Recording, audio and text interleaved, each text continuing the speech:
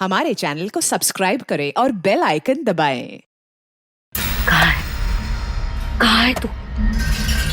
तेरी कितनी हिम्मत!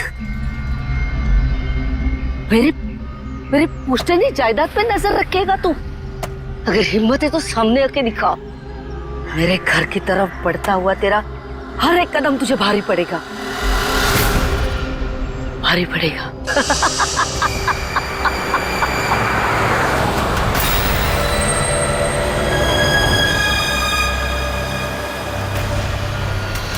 यार यहाँ पे तो कोई भी नहीं दिख रहा, किससे पूछूं? इतना घना जंगल है, कोई साइन बोर्ड भी नहीं है यहाँ पे।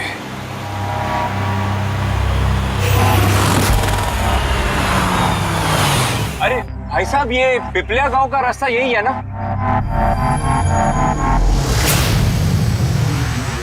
अरे सुनो ना भाई साहब, अरे बड़ा अजीब आदमी है।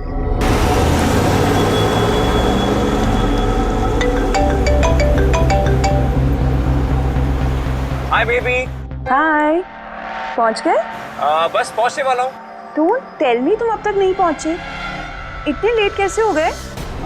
एक्चुअली क्या है, ये जगह शहर से काफी दूर है और यहाँ ज्यादा लोग भी नहीं दिख रहे मुझे। Alright, tell me, are you missing me? ऑफ कोर्स। अरे पूछने वाली क्या बात है। अच्छा, तुम एक काम करो, जल्दी जल्दी ये सारी फॉर्मेलिटीज खत्म कर लो, अपनी सारी कागजी कार्रवाई एंड ऑल दैट। उसके बाद मे बी नेक्स्ट फ्लाइट से I can come and join you in India. What's it? Great, that's good news.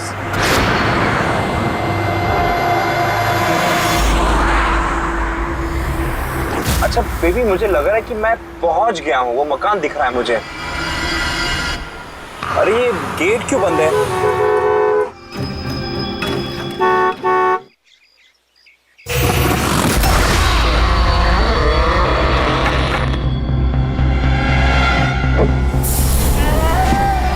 जी, राय रंजीत के मकान में जा रहे हो? हाँ। मत जा, वो तेरी जिंदगी की सबसे बड़ी गलती होगी। मत जा। लेकिन आप कौन है? मैं तुम्हारी मौत, तुम्हारी मौत।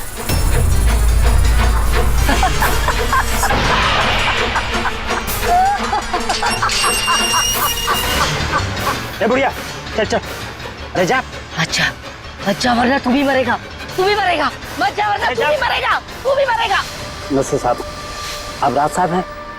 हाँ। आइए। Hello Raj, Raj are you okay? कौन था? हाँ, अरे वंदना, मैं ठीक हूँ, कोई नहीं था और मैं पहुंच गया हूँ। ठीक है, बंगले पे मैं कॉल करता हूँ तुम्हें। Okay, you take care. हाँ, I will speak to you soon. Bye.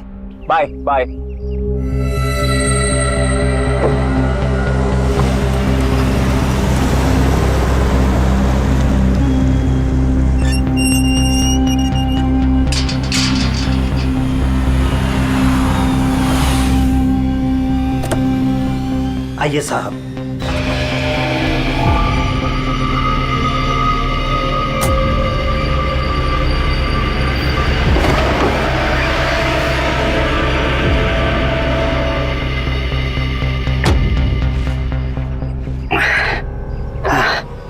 साहब, सफर में कोई तकलीफ तो नहीं हुई?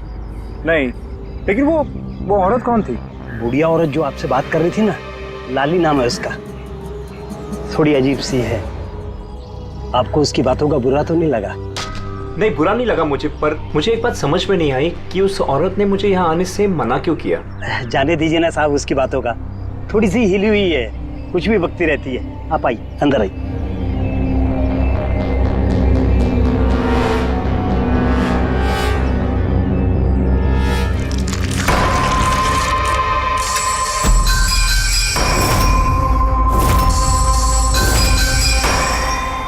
ये आदमी तो मुझे बीच रास्ते में मिला था। उसका नाम कमल है, यहाँ का माली। हमने सोचा अब आप यहाँ पर रहने वाले हैं तो क्यों ना बगीचे के जो रंग बिरंगे फूल हैं फिर से खिल उठाएं। अच्छा, आइए साहब।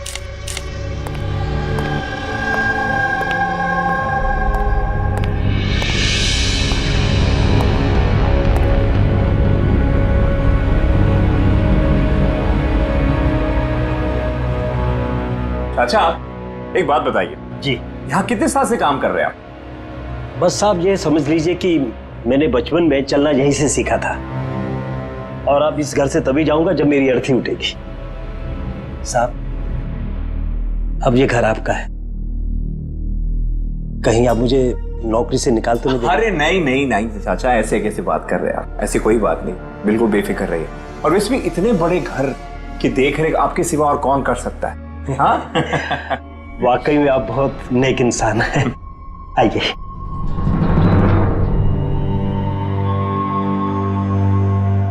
साहब ये है आपका रूम, वॉशरूम उधर है, आप फ्रेश हो जाइए, तब तक मैं आपके लिए खाने पीने का बंदोबस्त करता हूँ। ठीक है। ठीक है साहब।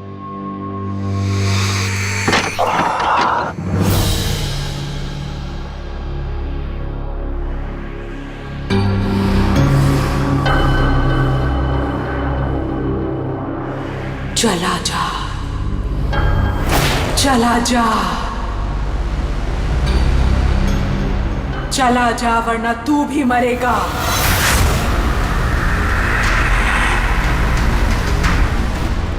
कौन?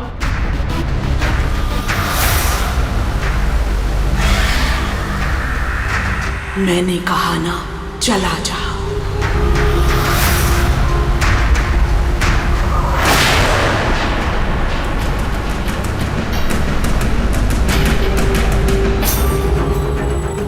कौन है?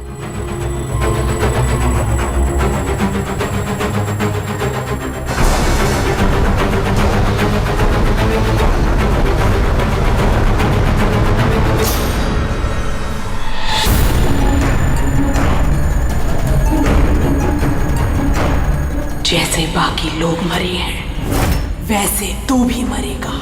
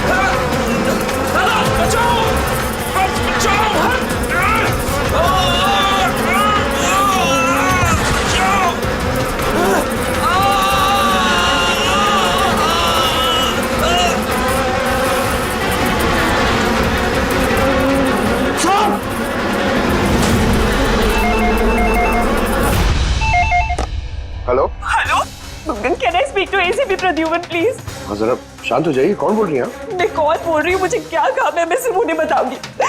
Can you just make me speak to him right now, please? एक मिनट होल्ड करिए। सर, हाँ सर, फोन कॉल है। सर कोई लेडी है, बहुत रो रही है, कह रही है सिर्फ आपसे बात करेगी। Hello hello, ACP Pradyuman. हाँ मैं एसीपी प्रद्युमन बोल रहा हूँ। सर, हाँ कहिए। सर मैं वंदना बोल रही हूँ अमेरिका से। हाँ बताइए। सर मेरे साथ बहुत बहुत बहुत बुरा हुआ सर। क्या हुआ आपके साथ? सर मेरे फियांसे राज इंडिया गए थे पुश्तैनी मकान खरीदते। सर मधुमक्खियों के काटने से उनकी मौत हो गई। क्या? अच्छा तो बताइए मैं क्या कर सकता हूँ आपके लिए? सर लेकिन मुझे लगता है कि उनकी मौत मधुमक्खियों के काटने से नहीं हुई। इनफैक्ट उनका मर्डर हुआ है। He's been killed। तो ऐसे क्यों लगता है आपको कि उनका खून हुआ है? सर वो जब प्रॉपर्टी खरीदने के बाद कागजी कार्रवाई के लिए जा रहे थे तो तब क्या हुआ? सर मैंने साफ साफ सुना था, राज को कोई औरत धमका रही थी। कौन कौन थी वो औरत? No sir, I have no clue.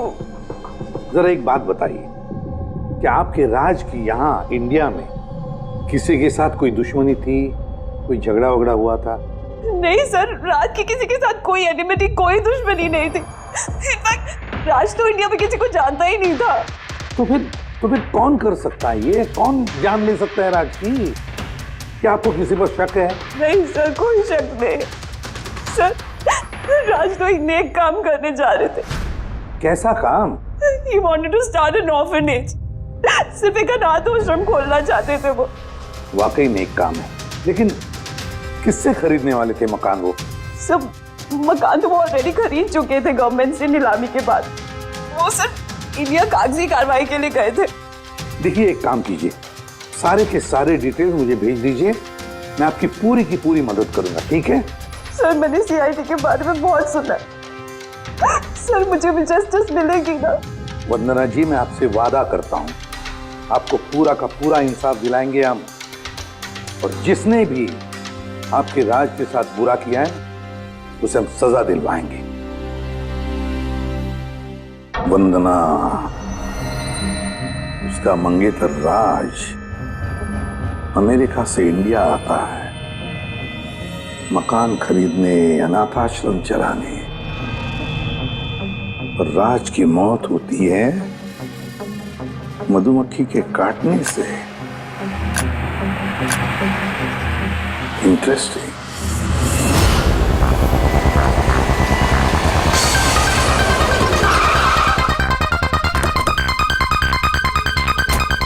Sir यही वही बंगला है जो राज ने सरकार से नीलामी में खरीदा था। अच्छी खासी प्रॉपर्टी लग रही है। आप देखभाल करते हो उस जगह की? जी हाँ, कहिए। कहेंगे आप, हम सिर्फ सुनेंगे। क्या मतलब? सीआईडी। सीआईडी? क्या बात होगी सर? राज राकेश नाम के एक आदमी का खून हुआ है यहाँ पे। बहुत बुरा हुआ सर उनके साथ। उन्होंने ही सरकार से ये मकान खरीदा था। हाँ, उन्हीं की बात कर रहे हैं। उनका खून नहीं हुआ, मधुमक्खियों के काटने से उनकी मौत हुई है। मैंने खुद अपनी आंखों से देखा था। देखा होगा आपने, लेकिन यहाँ इस बंगलों में आने से पहले किसी औरत ने उन्हें धमकी दी थी। कुछ जानते हो उस औरत के बारे में? अच्छा, वो लाली साहब, वो बुढ़िया तो बेतुकी बेसर की बातें करती रहती है। आप उसकी बातों को गंभीरता से मत लीजिए। क्या गंभीरता से लेना और क्या नहीं वो हम तय कर लेंगे। आप ये बताइए कि वो लाली वो रहती कहाँ है? कहीं भी नहीं सर। कहीं भी नहीं मतलब? उस बेचारी का ना तो अपना कोई घर है और ना ही कोई अपना परिवार। बस दिन भर इधर उधर घूमती रहती है। नहीं, कहीं तो बैठती होगी, खाना वाना खाती होगी, कोई एक जगह होगी ना जहाँ पे वो रहती होगी ज्यादातर। हाँ, पास में एक तालाब है, अक्सर वहीं बैठी रहती है। अच्छा, दे क्या तुम इस लाली से मिल लो, तब तक इस मकान का चक्कर लगा लेता हूं मैं। ठीक है, अब जरा वो जगह दिखाओ जहां पे खून हुआ था। आइए साहब। राज साहब यहाँ गिरे पड़े थे।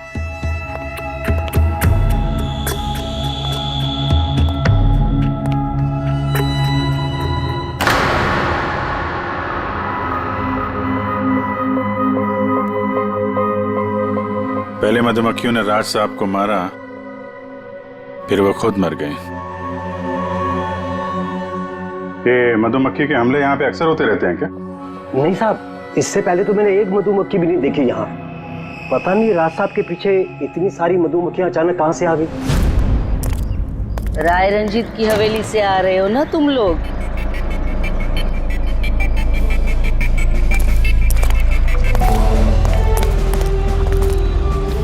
क्या कहा आपने? राय रंजीत के मकान से लौट रहे हो? आप कौन है? क्यों गए थे वहां? अपनी मौत को दावत देने गए थे? सर लगता है ये लाली है। आप लाली हो ना? हाँ, तुम्हें किसने बताया? तुम्हें राय रंजीत के जासूसों ने यहाँ भेजा है? हाँ, उन्होंने ही भेजा है ना यहाँ पे। कौन राय रंजीत? सांप था वो, सांप। उसने मेरी दादी को धोखा दिया, उन्हें अपने ही घर से धक्के मार के निकाल दिया। चलो ऐसे बाहर। छोड़िए मुझे, मुझे मेरे घर से मत निकाल, मुझे मेरे घर से मत निकाल। शर्म आनी चाहिए तुम्हें रंजीत, तुम अपनी खुद की भाभी को घर से बाहर निकाल रहे हो। कम से कम अपने भैया का तो लिहाज किया होता। अरे उनका क्या लिहाज करना, उन्होंने खुद ही तो अंगूठा लगाकर ये घर मेरे नाम किया है। तूने उन्हें शराब पिलाकर धोखे से अंगूठा लगवाया था। अब क्यों किया, कैसे किया, इस गहराई में जाने से क्या फायदा। समझने वाली बात तो ये है कि ये मकान अब मेरा है और तू सड़क पर आ गई है। चलो निकलो इसे यहाँ से। तेरे हिस्से में ना सिर्फ घर नहीं आया है, एक मकान आया है, एक ऐसा मकान जिसके हर कोने में मेरी बदुआएं गूंजेगी।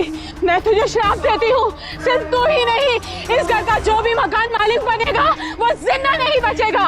मौत का खेल होगा यहाँ, मौत का खेल। अब तक कितने लोग मरे? वो सब लोग मर गए जिन्होंने वो मकान खरीदना चाहा। तुम लोग वो घर मत खरीदना, तुम भले लोग लग रहे हो, वरना तुम्हारी बीवी विधवा हो जाएगी।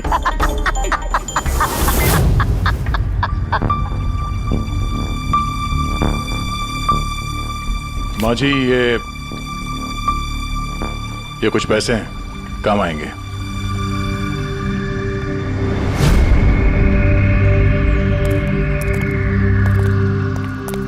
सर, लगता नहीं है इसका राज की मौत में कोई हाथ है। ये तो खुद बेचारी सदमे और विश्वास में लग रही है। हो सकता है राज की मौत कोई मर्डर ही ना हो, कोई हादसा हो।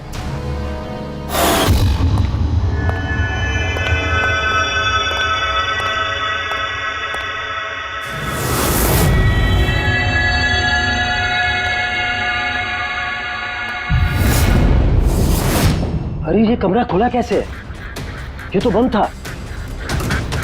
एक मिनट रुको, शायद राज ने खोला।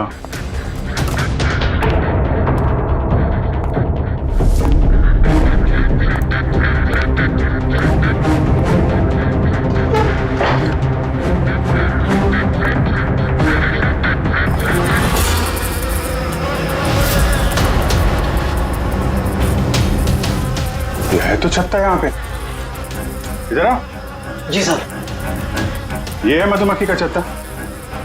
अरे मैं पहली बार देख रहा हूँ साहब। तो ये राज यहाँ इस स्टोर रूम में क्या करने आया था? साहब शायद बंगलू देखने आए होंगे। अच्छा, और उस वक्त तुम खाना लेने गए थे? जी सर।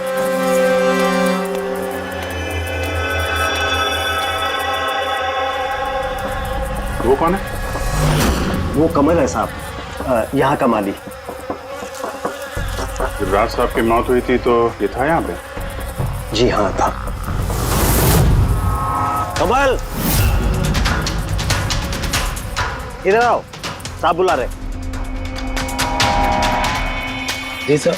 कमल, जब राज साहब की मौत हुई थी तो यहाँ आसपास किसी अनजान आदमी को देखा था तुमने? कोई अजीब सी घटना हुई हो? नहीं साहब। तो ये छत्ता यहाँ पे है तो तुम्हें कुछ काम करने में परेशानी नहीं होती? मधुमक्खी ने काटा नहीं तुमको कभी? नहीं सर, मधुमक्खी तो तब काटती ना जब यहाँ कोई छत्ता होता। पहले तो मैंने ये छत्ता यहाँ देखा ही नहीं साहब।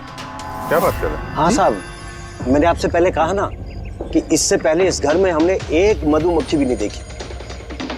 कमाल है, फिर ये छत्ता आया कहाँ से? और मधुमक्खियों ने राज को ही क्यों काटा?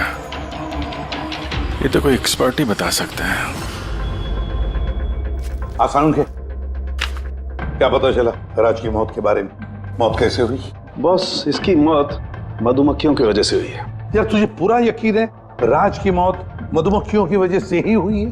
हाँ बॉस, ये डॉक्टर ने जो रिपोर्ट बनाई है मैंने वो भी देख ली। इस राज का अच्छी तरह से चेकअप भी कर लिया। मुझे पूरा यकीन है राज की मौत मधुमक्खियों के डंक के जहर की वजह से ही हुई है। सर, बचपन में मुझे मधुमक्खी ने काटा था, मैं तो जिंदा हूँ। हाँ सालून के साहब, पंकज पे जहर का असर क्यों नहीं हुआ? यानी पंकज को मधुमक्खी ने काटा था, मधुमक्खियों ने नहीं काटा था। बॉस, अगर एक दो मधुमक्खी काटे तो बात समझ में आती है, लेकिन सैकड़ों मधुमक्खियां अगर हमला कर दे तो इट्स इम्पॉसिबल। मधुमक्खियों के डंक से। साळुंखे कहता है कि राज की मौत मधुमक्खियों के डंक से हुई है, मधुमक्खियों के जहर से। और राज की मंगेतर वंदना कहती है कि राज का खून हुआ है।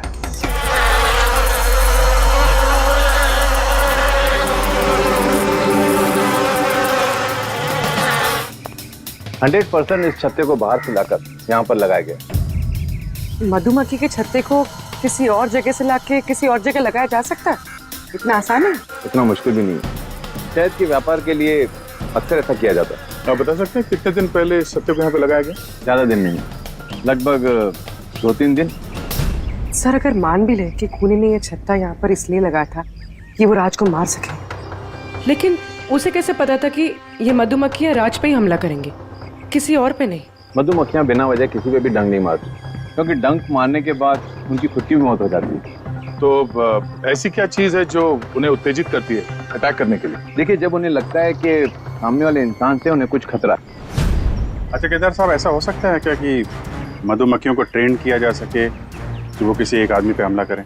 कैसी बातें करते हैं अभिजीत साहब, ये मधुमक्खियां शार्प शूटर नहीं कि कोई भी इन्हें कह दे कि फलां फलां को डंक मारकर आ जाओ। अच्छा, आपने अभी भी कहा कि ये मधुमक्खी किसी को काटने के बाद ये खुद भी मर जाती है, तो ऐसी क्या मजबूरी है कि वो किसी को काटती है? जरा डिटेल में समझाएंगे? मधुमक्खी जब भी किसी को डंक मारती है तो फेरोमोन नाम का एक गंध छोड़ती है, जिससे कि बाकी मधुमक्खियां सचेत होकर सब मिलकर उस पर हमला कर देती हैं। इसीलिए मैंने पहले भी कहा था, मधुमक्खियां बिना वजह किसी पे भी हमला नहीं करती। जरूर राज ने मधुमक्खी के छत्ते के साथ कुछ छेड़खानी की होगी। सर, खूनी को कैसे पता था कि राज इस छत्ते के साथ छेड़खानी करेगा? कहीं ये मौत वाकई हादसा तो नहीं? नहीं पूर्वी, राज के आने के ठीक 2 दिन पहले इस छत्ते को यहाँ पे लगाना ये कोई संयोग तो नहीं हो सकता। सर, राज की मौत के बाद ये घर वंदना के नाम हो जाएगा, कहीं सबके पीछे वंदना तो नहीं है? वंदना इंडिया कब आ रही है? What nonsense! How could you even think like that? आप ऐसे कैसे सोच सकते हैं कि राज की मौत के पीछे मेरा हाथ हो सकता है? और फर्ज कीजिए कि राज की मौत के पीछे मेरा हाथ था, तो मैं आप लोगों को फोन क्यों करती? पुलिस तो ऑलरेडी ये केस क्लोज कर चुकी थी ना। देखिए, हम सिर्फ पूछ रहे हैं। वैसे राज जी के बाद ये मकान किसके नाम पे है? I don't know. राज ने गवर्नमेंट से मकान खरीदा था, तो शायद गवर्नमेंट को वापस मिल गया। मुझे अभी तक कोई नोटिस नहीं है। हाल फिलहाल में राज का किसी के साथ कोई झगड़ा हुआ था? I have already told you that Raj एक नेक दिल इंसान थे और उनका किसी से दुश्मनी होना वॉज इम्पॉसिबल। अगर मुझे पता होता कि राज की नेक दिली उनकी जान ले लेगी तो मैं उन्हें कभी इंडिया आने ही नहीं देती। ये अनाथ आश्रम खोलने का ख्याल राज जी के दिमाग में कैसे आया? राज खुद अनाथ थे, इसलिए वो दूसरे अनाथ बच्चों की फीलिंग समझते थे। वो अनाथ बच्चों को घर जैसा माहौल देना चाहते थे, और जैसे उन्हें पता चला कि गवर्नमेंट ये मकान नीलाम कर रही है तो राज ने सबसे ऊंची बोली लगाकर ये मकान खरीद लिया। तो कहीं इस राज की मौत का कारण ये घर तो नहीं है? हो सकता है कोई और भी इस घर को खरीदना चाहता था, राज बीच में आ गया इसलिए। What? कोई इतना नीच कैसे हो सकता है? इस दुनिया से इंसानियत उठ गई है क्या? इंसानियत है वंदना जी, इंसानियत है, लेकिन कुछ लोग हैं जो इंसानियत में जहर घोलने पे तुले हुए हैं। पता करते हैं किस किस को दिलचस्पी थी इस प्रॉपर्टी में। देखिए सर, मैं आप लोगों को नहीं बता सकता हूँ कि राज जी के अलावा किन किन लोगों ने इस नीलामी में हिस्सा लिया था। सॉरी। क्यों नहीं बता सकते? देखिए, ये सरकारी इंफॉर्मेशन है, ऐसे किसी के साथ शेयर नहीं कर सकता हूँ मैं। हम भी तो सीआईडी का ही काम कर रहे हैं। हाँ, वो सब ठीक है, लेकिन क्या है कि अगर सरकारी नोटिस मिल जाए तो मैं ये आपको इन्फॉर्मेशन दे सकता हूँ, उसके बिना नहीं दिखा सकता सर। नोटिस मिल गया। आप खुश हैं? आप देखिए, अगर काम कायदे से होता है तो अच्छा लगता है। हाँ ठीक है। ये लीजिए, ये लीजिए। कुल मिलाकर सर 12 लोग थे जो इस बंगलो को खरीदना चाहते थे सर। सर इस बंगलो के पास एक्चुअली सरकार एक हाईवे बना रही है, इसलिए सब लोग बढ़ चढ़कर बोली लगा रहे हैं और हर कोई इस बंगलो को खरीदना चाहता है। अच्छा, ये राज जी की मौत के बाद अब ये मकान किसको मिलेगा? देखिए, राज जी ने कागजी कार्यवाही पूरी नहीं की थी, इसलिए नीलामी अब दोबारा से होगी और जो विजेता होगा उसको ये बंगलो मिल जाएगा। आई सी। और ये नई नीलामी कब होगी? देखिए सर, अभी उसकी डेट तो तय नहीं है सर, लेकिन आपको एक बात और बताना चाहूंगा सर कि राज्य से जितने भी बिल्डर्स थे वो काफी भड़के हुए थे, काफी नाराज थे, क्योंकि उन्होंने सबसे ज्यादा बोली लगाई थी। नहीं सर, एक्चुअली उन्होंने डेडलाइन के बाद बिड सबमिट की थी सर, इसी वजह से लोग नाराज थे उनसे। लेकिन अगर डेडलाइन के बाद उन्होंने बिड किया था तो सरकार ने एक्सेप्ट कैसे कर लिया? सर एक्चुअली वहां पर वो अनाथ आश्रम खोलना चाहते थे और सर अमेरिका से जो इंडिया का वक्त का फर्क है सर वो 9.5 घंटे का है, इसलिए सरकार ने वो बिड एक्सेप्ट कर ली थी। देखिए, अब घर तो उसी को मिलेगा जिसकी किस्मत में होगा सर। किस्मत में नहीं भी होगा तो उसने अपनी किस्मत की रेखाएं बदलने के लिए कोशिश तो की होगी और जरूर इस लिस्ट में से ही कोई होगा वो। ललित जी, अब तो ये दोबारा नीलामी होगी, तो जिन लोगों ने अप्लाई किया है इस दूसरे नीलामी के लिए, क्या हम उनकी लिस्ट देख सकते हैं? नो सॉरी, ये लिस्ट आपको मैंने इसलिए दिखा दी कि ये नीलामी हो चुकी है, लेकिन वो जो नई लिस्ट आने वाली है सर वो तो आप किसी भी कीमत पर नहीं देख सकते। अरे अरे अरे अरे साळुंखे, तू क्या करने क्या जा रहा है यार? क्या सुन रहा हूं मैं? जो सुना है सही सुना है बस। क्या सुना? रिजाइन हो रहा है तू? हाँ। क्यों क्यों? बस मेरा टाइम आ गया। क्या टाइम आ गया? 1 मिनट टाइम है यार अभी। अरे ये टाइम नहीं यार। तो फिर देखो, हर इंसान को लाइफ में एक न एक दिन रिटायरमेंट लेना पड़ता है ना, चाहे वो क्रिकेटर हो, म्यूजिशियन हो, कोई भी हो। मेरा भी टाइम आ गया, मैं भी रिटायरमेंट ले रहा हूँ। अबे कहाँ जा रहा है तू? ये देख लो। ये क्या है? देख लो देख लो। यार क्या तू कर रहा है साळुंखे? समझ में नहीं आ रहा है ये। एयर टिकट कहाँ जा रहा है? हाँ, लंदन। अरे वाह रे वाह। पंकज कैंसिल कर। नहीं नहीं, कैंसिल नहीं होगा। अबे रिफंड मिल जाएगा, पैसे वापस मिल जाएंगे, कल की टिकट है, डोंट वरी। मुझे रिफंड नहीं चाहिए, मैं जा रहा हूँ वापस। यार तू ऐसे कैसे जाएगा? क्या हुआ क्या? अरे इतनी बड़ी गलती होगी कि शर्म आ रही है अपने आप पर। ऐसी कौन सी गलती हो गई? वो मधुमक्खियों वाला केस। ओहो, मधुमक्खियों वाला केस। हाँ यार, हादसा नहीं है बॉस, वो खून है खून। यही मुझसे गलती हो गई। मधुमक्खी के एक्सपर्ट से बात हो गई तेरी? क्या बताया उसने? यार एक्सपर्ट से भी बात की, मैंने अच्छी तरह से चेक भी किया, तब मुझे पता पड़ा ये तो हादसा नहीं है, खून है। मधुमक्खियों को तो वो हथियार के तौर पर इस्तेमाल कर रहा है यार। सालों के साथ वो किसे? देखो, मधुमक्खियां कब आती हैं इंसान के पास? जब उन्हें फेरोमोन की गंध आती, तभी ना। हाँ, जब उन्हें इंसानों से खतरा लगता है तब मधुमक्खियां इंसान के पास आती है, डंक मारती है। बस यार, यही मुझसे गलती हो गई। ये मैंने सोचा ही नहीं कि फेरोमोन तो बनाया भी तो जा सकता है ना यार। हाँ यार, फेरोमोन तो आर्टिफिशियली भी बनाया जा सकता है, लेबोरेटरी में, फैक्ट्री में।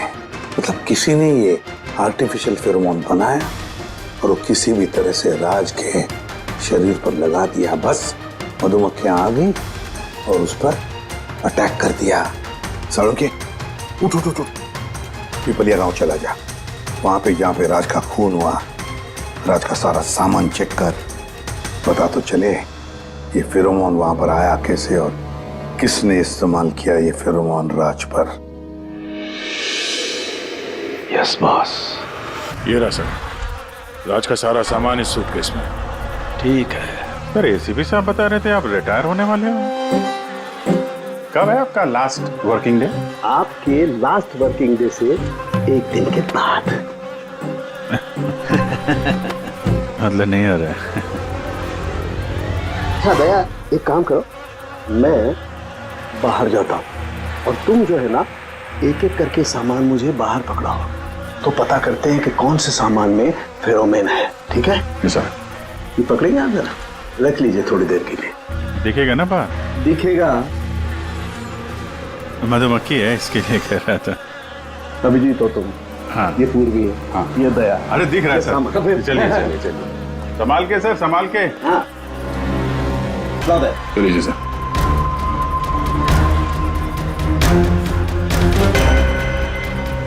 नहीं, इसमें फेरोमोन नहीं है। अरे सर संभल के। अरे कुछ नहीं, जिसमें फेरोमोन होता है उसी पर अटैक करती है।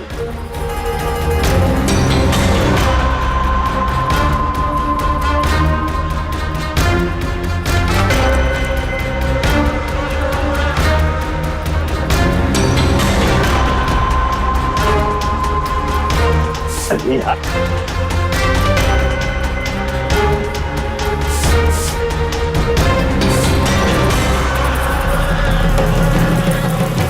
हरकत हुई, देखो देखो, अटैकिंग मूड में आई है ये मधुमक्खियां, देखो। सर किसी ने राज के परफ्यूम में फेरोमोन मिलाया। अरे यार, ये मधुमक्खियों ने मुझे काटा ना। सर आप निकलो यहाँ से। अरे यार, अरे पानी में जाओ, पानी में। पानी किधर है? अरे सामने उतर सर। अरे उधर कुआं है सर, जाओ ना। कुएं में घुस जाओ। अरे सर निकलो यहाँ से, जाइए सर।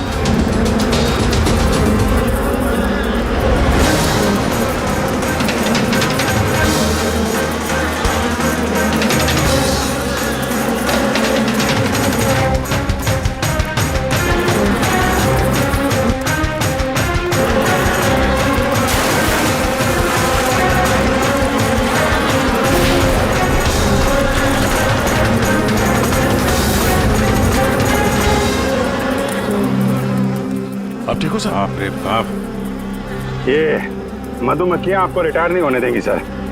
बाहर निकालो मुझे। आइए आइए आइए सर। मधुमक्खी, अरे नहीं, आइए आइए आइए। हेलो जी, नमस्ते, कैसे हैं आप? जी मैं चंदूमल फंडूमल कंकेश बास। अरे वाह, बहुत लंबा नाम है आपका। बताइए क्या काम था आपको? जी वो नीलामी के लिए आया था मैं। वो पुराना वाला बंगलो हाईवे के पास, वो खरीदना है मुझे। सर ऐसे नहीं खरीद सकते हैं सर, उसमें नीलामी होगी तभी वो जो जीतेगा वही खरीद सकता है। अरे तो पैसा लगाएगा ना, मैं पैसा लगाएगा। देखिए अब टाइम नहीं बचा है, सिर्फ 15 मिनट बचे हैं, आप लेट हो गए। अरे क्या बात कर रहे हैं सर, 15 मिनट में क्या क्या हो जाता है। ये देखिए ना, मैं तो ये बेड का लिफाफा भी लाया हूँ, ये देखिए। राकेश, इधर रजिस्टर लेकर आ।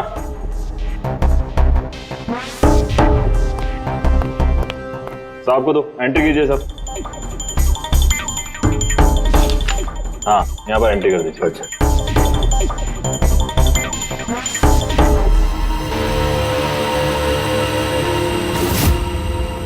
यहाँ साइन कर दीजिए लास्ट में। गुड, लाइए। अच्छा, वेरी गुड, ये तो अच्छा हो गया सर। वो बंगले का चाबी? और मजाक कर रहे हैं? अरे चाबी ऐसे थोड़ा ना मिलता है। अरे भाई बोली लगेगी, नीलामी होगी, उसके बाद जो जीतेगा उसको मिलेगा। भाई क्या बात कर रहे हैं आप? बेट तो मैं ही जीतूंगा, ये पक्का है। भाभी और बच्चों को मेरा प्यार देना, ठीक है सर? Thank you. पता नहीं कहाँ कहाँ से चले आते हैं, कमाल है।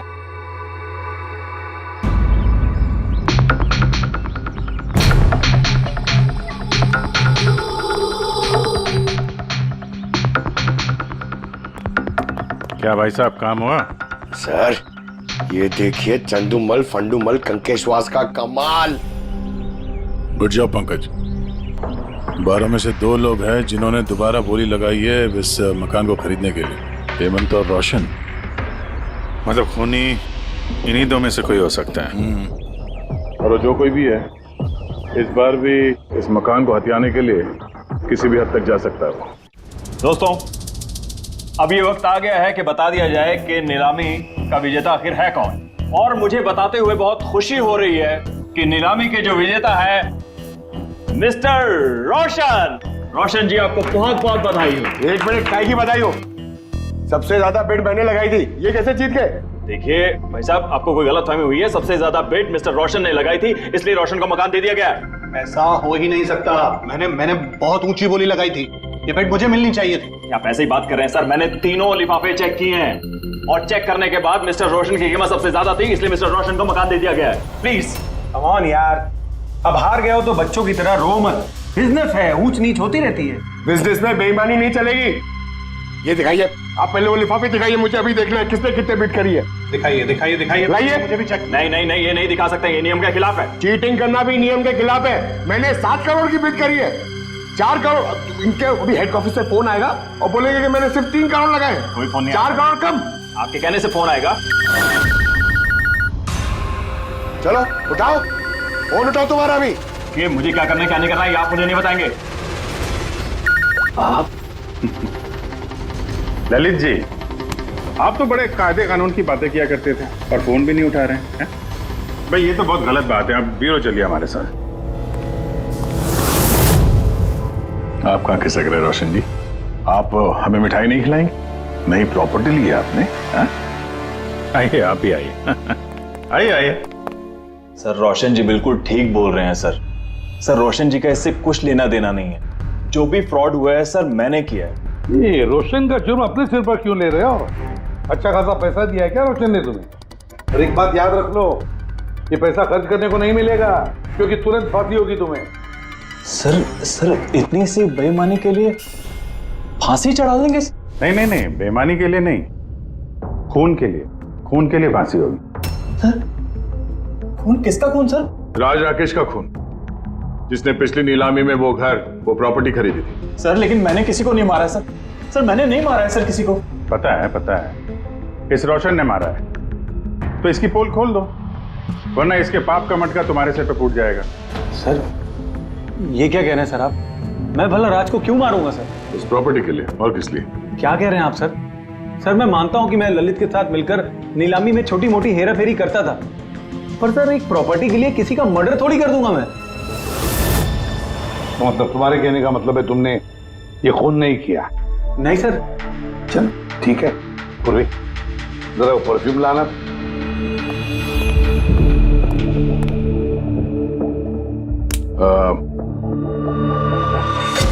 ये परफ्यूम छिड़क दूं? हाँ? बाहर मधुमक्खियों का छत्ता है, क्या बोलता है? Sir perfume? हाँ? आपकी मर्जी सर, लेकिन हमारे इस केस से परफ्यूम का क्या लेना देना सर? मुझे वाकई पता नहीं इस परफ्यूम का कोई इस केस से संबंध है। सर जी हम सच कह रहे हैं सर, राज्य की मौत से हमारा कोई संबंध नहीं है सर। ललित बिल्कुल ठीक कह रहा है सर।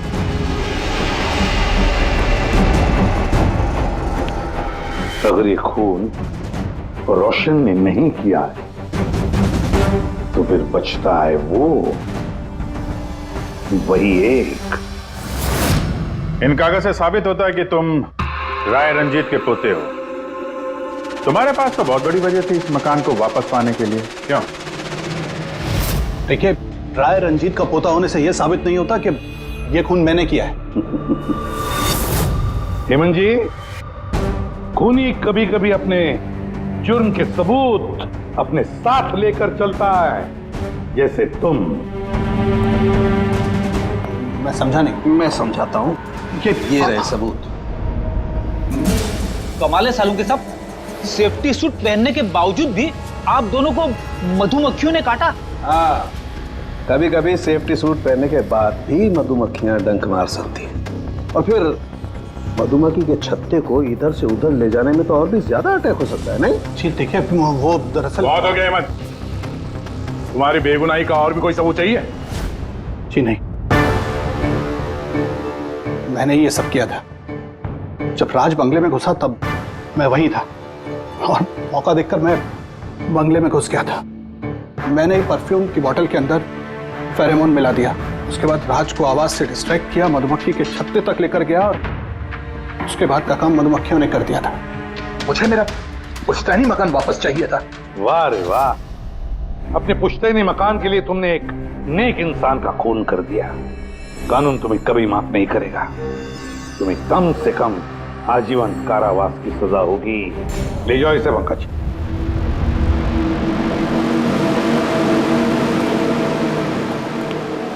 पंखे, केस खत्म, रिटायर हो सकता है तू। मुझे रिटायर होना ही नहीं है। कल तक तो बोल रहा था रिटायर करो। वो कल की बात थी।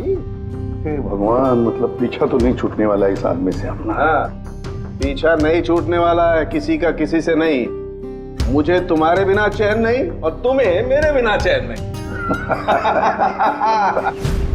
ये लीजिए, सरकार ने बंगलो अब राज से आपके नाम करने का निर्णय लिया है। उम्मीद है कि अब आप मिस्टर राज के अनाथ आश्रम खोलने का सपना पूरा कर पाएंगे। राज के जाने के बाद मेरी लाइफ का यही मकसद रह गया है, उसका आखिरी सपना पूरा करना।